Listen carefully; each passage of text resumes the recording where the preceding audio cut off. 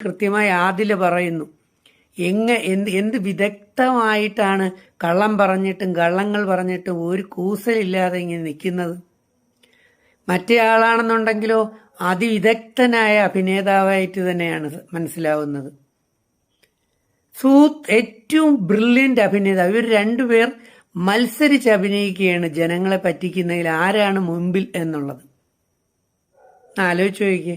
പുറത്തുപോയ മത്സരാർത്ഥികൾ പലർക്കും അപമാനം ഏറ്റവും കൂടുതൽ സഹിക്കേണ്ടി വരുന്നത്. ഇവർക്കൊന്നും പലർക്കും ജീവിതമില്ല.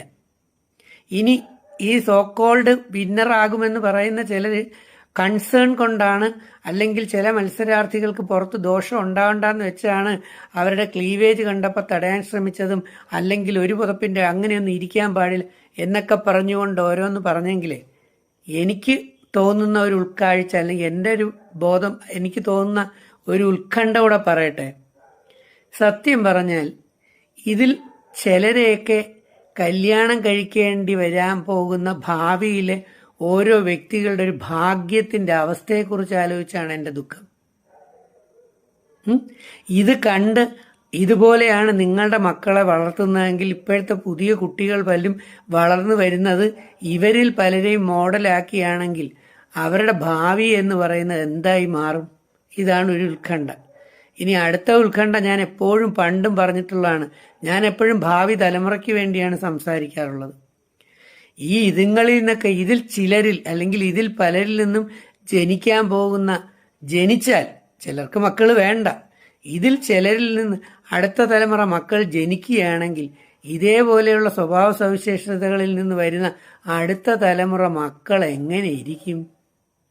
ഇവർക്ക് വേണ്ടി ഈ PR പണികൾ ചെയ്യുന്നവരും ആ PR പണികളുടെ പൈസയും വാങ്ങിച്ചുകൊണ്ട് എന്നെപ്പോലെയുള്ള സത്യം പറയുന്നവരെ ഫേസ്ബുക്കിലും സോഷ്യൽ മീഡിയയിലും വന്ന് വൃത്തികെട്ട രീതിയിൽ തെറി പറയുന്ന ഈ യൂത്ത് എന്ന് പറയുന്ന ചെറുപ്പക്കാരും കുറെ ആൾക്കാരും ഉണ്ടല്ലോ, ഇവരിൽ നിന്നൊക്കെ ജനിക്കുന്ന അടുത്ത തലമുറ മക്കൾ എങ്ങനെ ഇരിക്കും?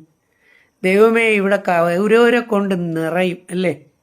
അങ്ങനെ യാദവ കുലം തമ്മിലടിച്ച് നശിച്ചതുപോലെ ഇവരുടെയും ഇവരുടെ കുടുംബങ്ങളും എല്ലാം തമ്മിലടിച്ചും നശിപ്പിച്ചുമൊക്കെ തകർന്ന് തരിപ്പണമായി നാട് നശിക്കുന്ന രീതിയിലാണ് ഇതിനകത്ത് കാട്ടിക്കൂട്ടുന്നത്.